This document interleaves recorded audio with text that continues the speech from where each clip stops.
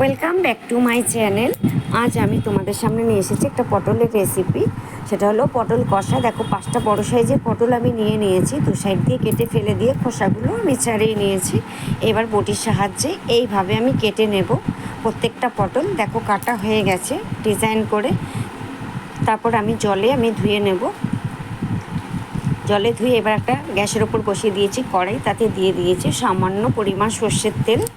আমি এবার দিয়ে দেবো 4টে গোটা শুকনো লঙ্কা। এটাকে ভেজে নেব। ভাজা শুকনো লঙ্কাটা দিলে একটু টেস্টি হয় রান্নাটা খেতে এবং কালারটাও খুব সুন্দর আসে। তারপর ওই কড়াইয়ের মধ্যে একটু তেল আমি অ্যাড করে নেব। কড়াইটা গরম হয়ে গেছে, এবার আমি এই পটলগুলো ভেজে নেব।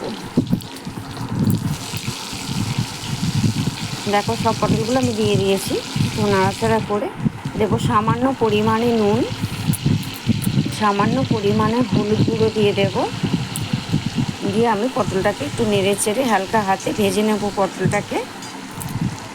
দেখো ভাজা মোটামুটি হয়েই এসেছে। তারপর নিয়ে নেব একটা মিক্সিং জার, তাতে 3খানা পেঁয়াজ আমি কুচি করে কেটে রেখে দিয়েছিলাম। এটাকে পেস্ট করে নেব। এটা পেস্ট করতে গেলে আমি একটুও জল দেবো না, কারণ পেঁয়াজে জল থাকে। তারপর দিয়ে দিলাম 3টে গোটা কাঁচা লঙ্কা, তারপর ভেজে রাখা শুকনো লঙ্কাগুলো। তারপর আমি এখানে দেব গোটা জিরে ভেজে রেখেছিলাম তেলে। তারপর দেখো ঢেকে দিলাম। এবার পেস্ট হয়ে গেছে। আর ওই তেলের মধ্যে 2টো কুচি করা পেঁয়াজ আমি দিয়ে দেব। আগে থেকে ছাড়িয়ে রেখেছিলাম 2টো গোটা রসুন পেস্ট করে রেখেছিলাম, ওটাও আমি দিয়ে দিলাম।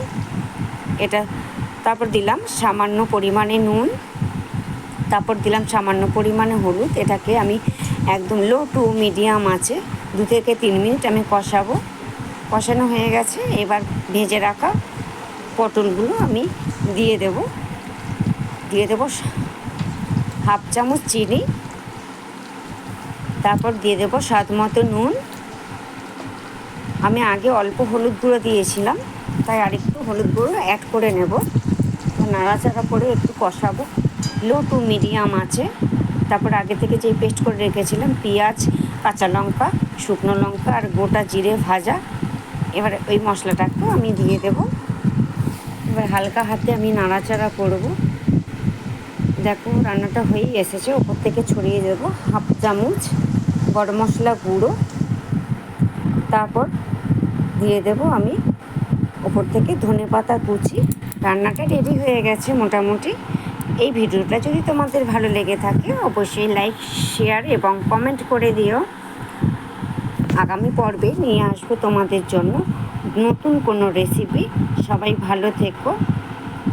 ধন্যবাদ সবাইকে। টাটা।